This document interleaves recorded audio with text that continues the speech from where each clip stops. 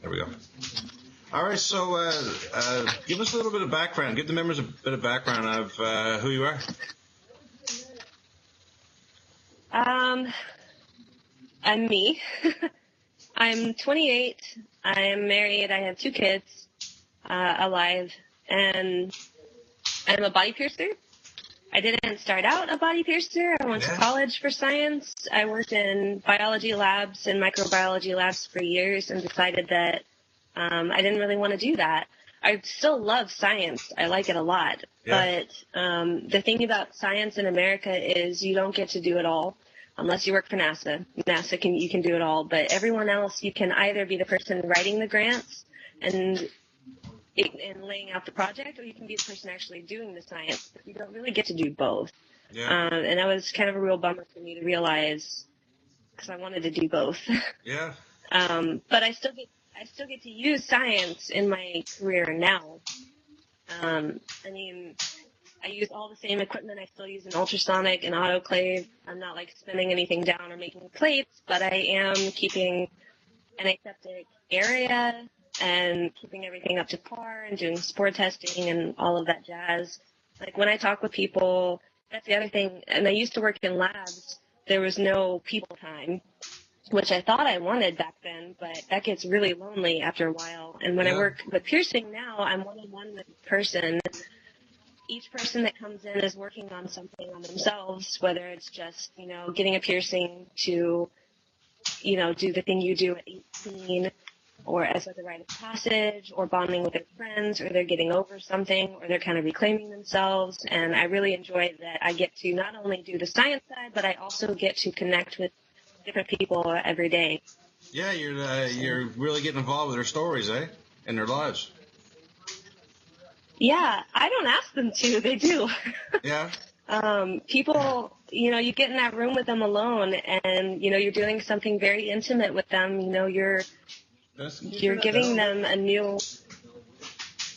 Sorry, I'm just getting someone to turn down the TV a bit. You're fine. You're giving them something new about their body to be proud of. So they instantly feel comfortable telling you, all about how like their dad never really accepted them, or they just got divorced, or whatever is going on in their lives, Yeah, you're almost like, I guess they used to call it a bartender. I remember I've always heard about people who are bartenders are always hearing the stories, right? And my sister's a hairdresser, so she always hears a lot of stories. So you're hearing the same thing. And it's cool that people are really comfortable talking to you. Yeah, it's an honor for sure. Yeah? It's really funny. Our tattoo artist is like, stop telling me this. And I'm over here in the piercing room like, you let it out. You let it out. Make me feel less weird. Yeah? Yeah, I can imagine that. That's pretty cool. And, well, for me, though, when it comes to PTSD, I deal with social anxiety, right? But you don't deal with that at all? Because I know with me, it would be difficult for me talking to someone face-to-face, a stranger, all the time, right? Well, this sounds manipulative, but it's not. I don't do the talking. I'm okay with people telling me what's going on. I don't get anxious about that, but if they ask me a personal question, I just redirect. I don't feel comfortable talking with strangers about myself. Okay. I used to before the big bad thing happened, but I don't open up to people in my workplace or really even in my friendships anymore. I'm more comfortable when other people are talking about themselves. So, I really thrive on other people unloading their stuff, and then I can internalize it and kind of just have to watch and not participate as much. So you're okay dealing with a stranger as long as you're not having to open yourself up to that stranger? Yeah, exactly. Yeah, right on. Which is probably not healthy, but... No. It's all about learning to deal with it, That's what I think anyway, and you're doing that. And you're doing such a great thing. Yeah. You're getting people to open up to you. Have you ever, or do you know if you ever had somebody with post-traumatic stress disorder come in and sit down and talk to you and share their kind of story? The thing that we don't do at piercing, we don't really label stuff in general. Like, Okay. I don't usually have people come in and say, like, unless they're joking about it, I don't really have people come in and say, like, oh, I have depression, or oh, I have OCD, No, or but like oh, whatever.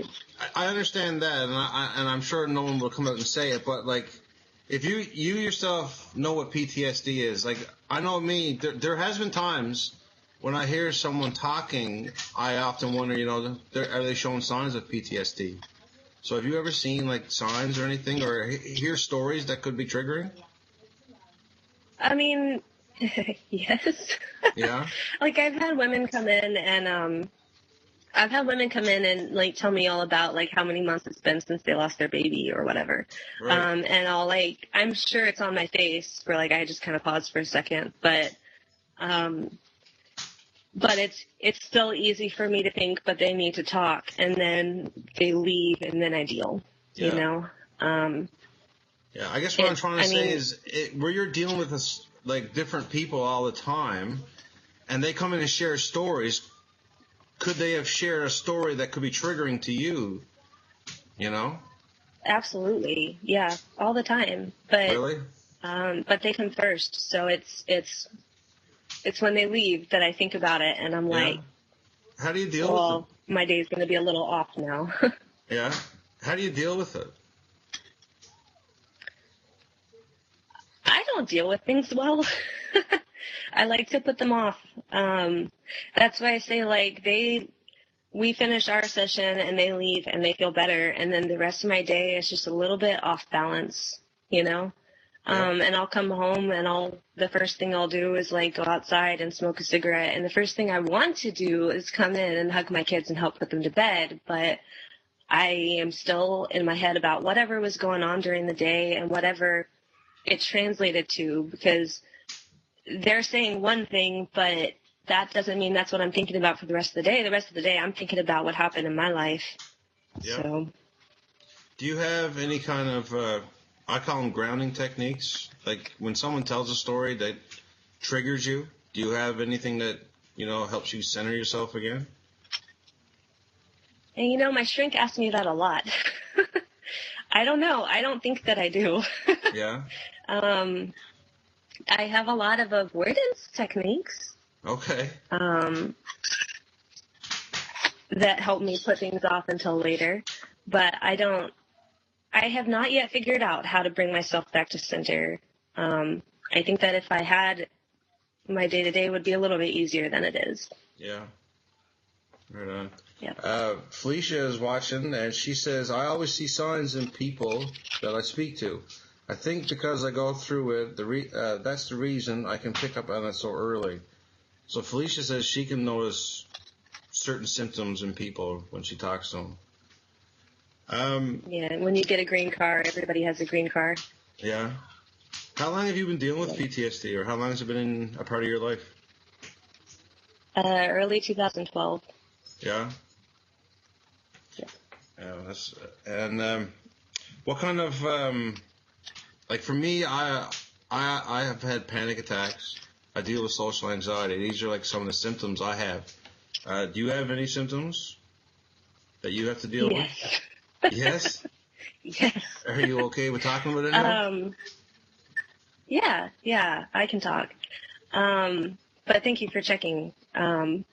Yeah, so I have had panic disorder for most of my adult life already. Like, I started out with that and generalized anxiety disorder and obsessive compulsive behavior. So when I get stressed out, those happen more. Yeah. I definitely I call them bad brain days, where I just can't get out of the funk. It'll just be all day, all I think about, and I'll spend more of my day outside smoking than inside doing normal tasks because I can't get out of that brain set. There'll be times where I'll be like driving around or like coming home from work or coming home from the grocery store, and I'll just not go home. I'll just drive around until I feel like I can come back into the real world again, which can take a couple hours. Or I'll just sit in my car out front of the house. Oh, man, I've been there. Yeah, like after it happened, I didn't I didn't go home for a couple months. I don't know what my husband thought was going on, but he didn't really understand. My husband's the kind of guy, like, you have to tell him what is going on. He does not intuitively pick up on things. So, I mean, so he he's a didn't guy. know why I wasn't home. Yes. Yeah. Yeah, I don't know. I don't like excusing stuff like that based on gender. Like, I know Yeah, that's I know. a It's just stereotype, but it just sounds like something my wife would say to me. yeah. Well, like, if I were to say something like that to him, then I would anticipate that he would reverse it on me, and then I would be hearing, oh, well, I'm just batshit because I'm a woman. And I don't want to hear that, so No. I'm not even bringing it up with him. Yeah. Have you dealt with panic attacks? Yeah. Do you remember your first? A lot.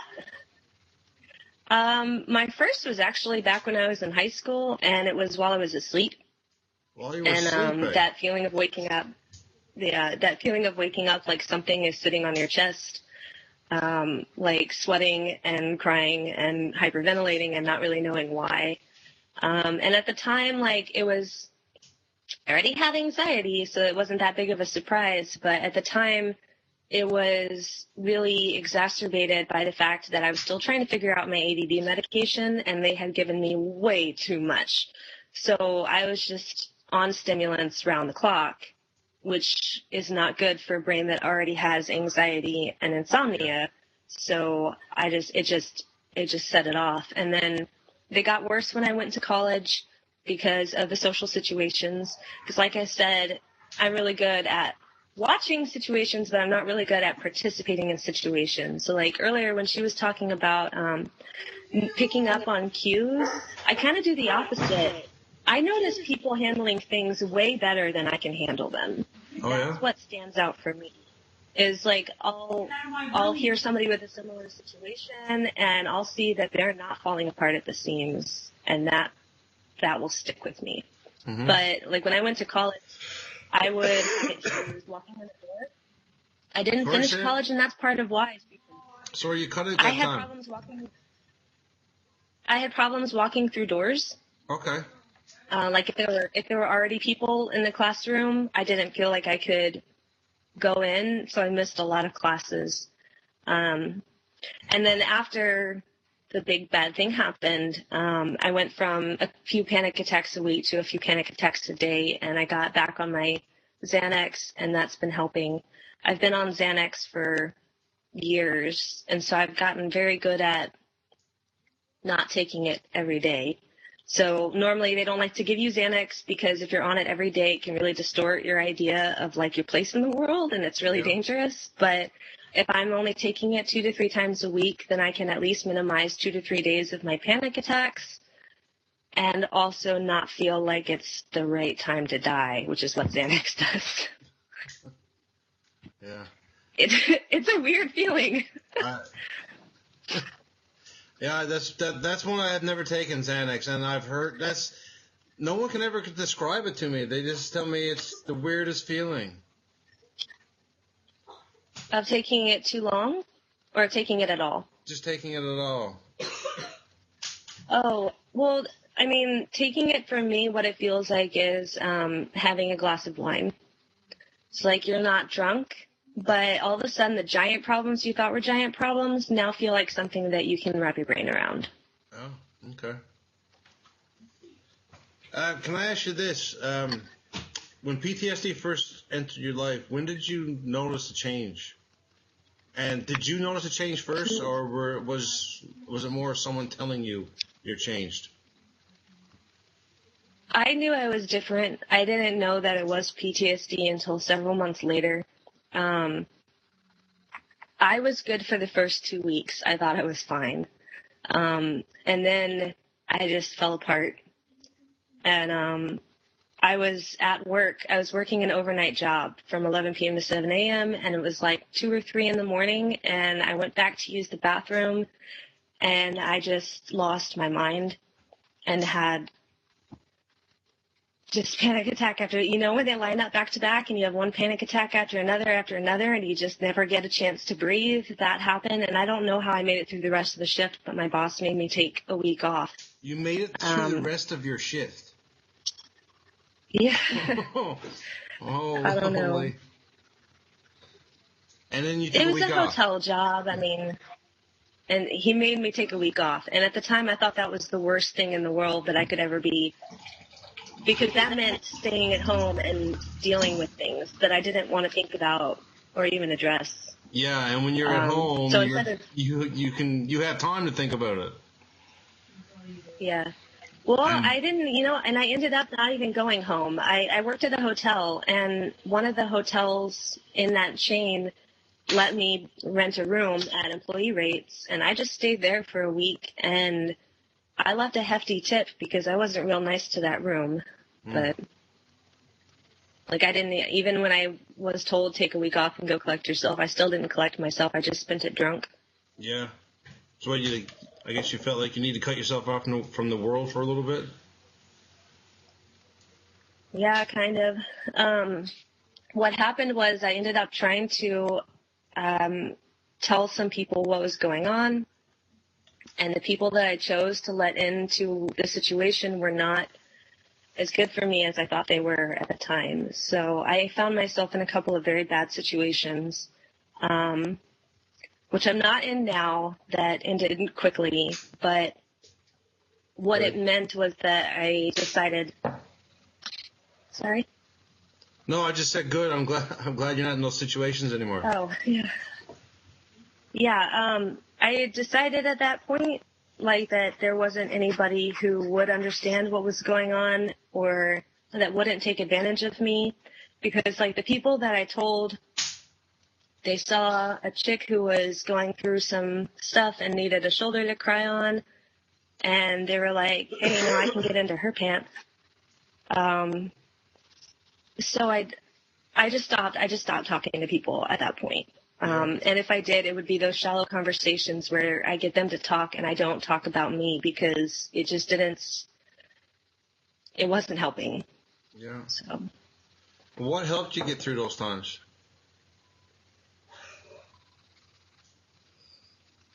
I don't know how I got through them. I really don't. I got pregnant a couple months later with my son, just because I didn't, my husband knew that we were trying for a baby, but I didn't know that we were trying for a baby. I just thought sometimes we had sex, and I never thought to myself, if you have sex and you don't use protection, babies happen. So I spent the first several months of that pregnancy really out of touch with the world, just really, I remember hitting that point where it was the latest that I could get an abortion, and pulling off to the side of the road because I was driving on a car trip at the time, and just having a breakdown and trying to decide what to do.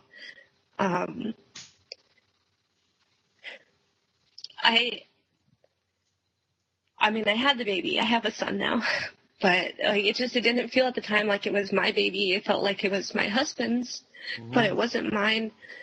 And because those timelines overlapped, I don't have any tissues. It felt like they couldn't have both happened, and I didn't like how it played out. No. I don't know how I got through it. No, my heart really goes out to you, my love. It's okay. It's okay. I cry every day, my love. I'm really sorry you got to go through that. I don't usually do it. I don't usually do it live. Felicia says she had a lot of people tell her that she was different and very hostile, and she had a lot of people tell her that she was in her own little world. That's something I can relate to, Felicia. Felicia's also sending hugs, Tamara. Thank you. I lost a lot of friends. A lot of people thought I was just very antagonistic. Yeah. I know me, I deal with anger a lot. So a lot of times I've taken things the wrong way and snapped at friends, and I've lost friends because of it. Yeah. Can I ask you this? You've gone through some hard times, but you've made it through. I'm really glad that you've made it through, and you're here talking to me. But can I ask what's next for you? I know what I'm going to do. I don't think that I've made it through. I don't know that this ends so much as just, I mean, my goal would be to get those grounding techniques that you're talking about and try and enjoy more of my life instead of just being here for it. Yeah.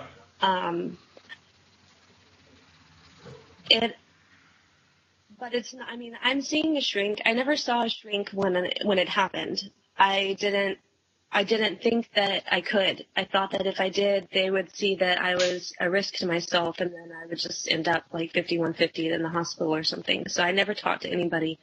And I actually found a psychologist for the anniversary of the incident this year because everything was starting again. All of that, like, disconnect from my life, feeling like this isn't a real world, like there's some other dimension and I'm supposed to be in that one, but I'm in this one, and feeling like I need to go someplace else, like I want to get in a fight, I want to fuck strangers, I want to, do whatever. I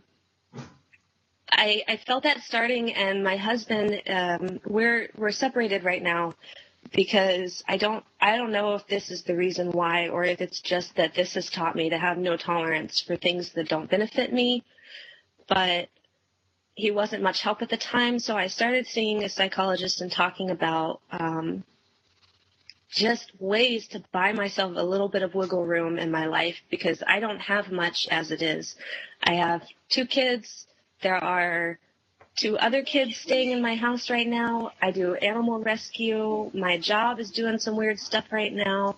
There's not a whole lot of time to sit and think and process what is good for me and what direction should I be moving in. And I just kind of get lost.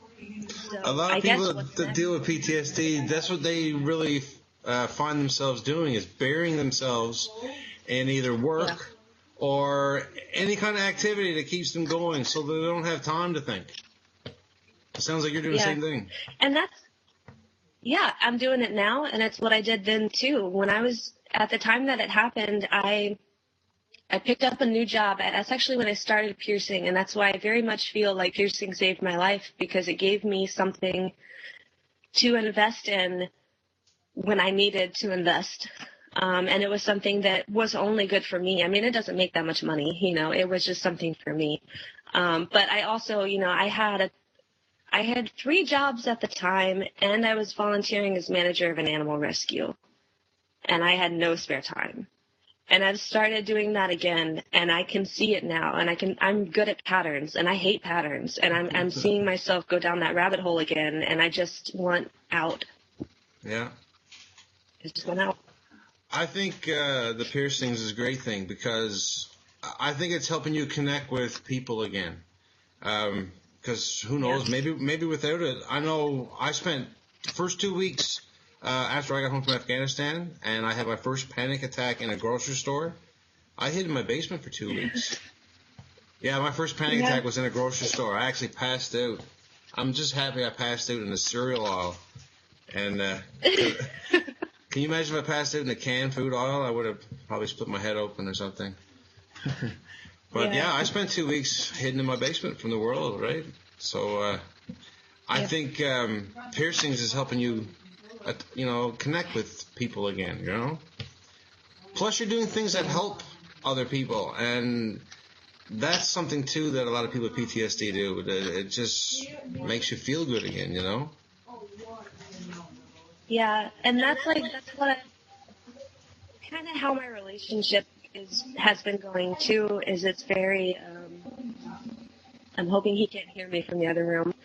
It's very much me, give.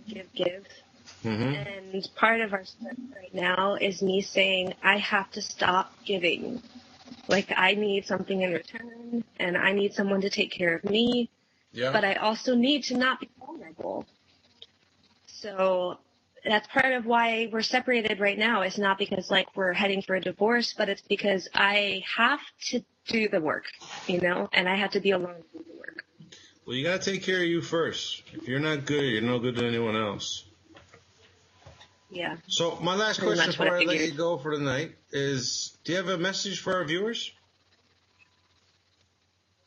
I'm not real good at advice. Okay, I do have one. Okay, so back when it first happened and I was upside down, didn't know which way was up, a friend told me that there's a rat in a bucket. Have you heard this story before? No. It's a rat in a bucket of cream, and the rat is drowning in this cream, right?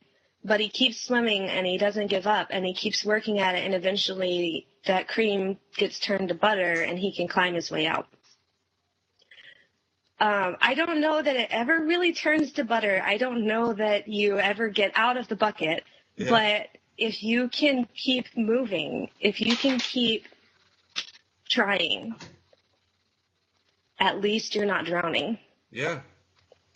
It sounds to me like one of my son's favorite movies, which is Finding Nemo. And what does Dory always say? You gotta just keep swimming. Yeah, exactly. And that's a great tip. He touched the butt. It's something I always tell people when I sign one of my books, is I tell people to soldier on. And that's all I mean. Just keep moving forward. Just keep going. And that's what you're doing. Thank you so much for having a chat with me tonight. I had a lot of fun talking. Yeah, thanks for having me. Maybe one day we can do it again, eh? Yeah, and maybe we'll see some progress. I know it. There's no maybe there. I know it. All right? All right, thank you so much for having a chat, and take care. We'll keep in touch, eh? Yeah, have a good one. All Bye, right, y'all. see ya.